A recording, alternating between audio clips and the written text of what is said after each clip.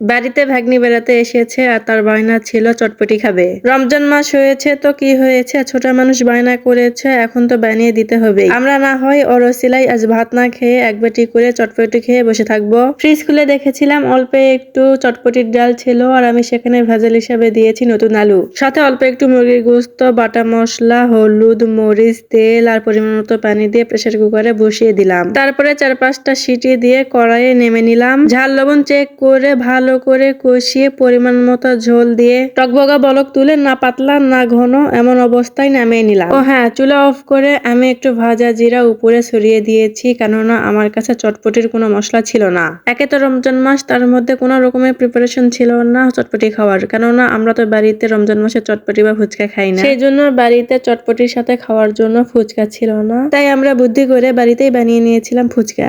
আসলে এটা ফুচকা বানানো হয়নি, এটা ভেলপুরি না হলে পাপড়ি চাট বানানো হয়েছে, যেটা আমি অন্য ভিডিওতে শেয়ার করে দিব।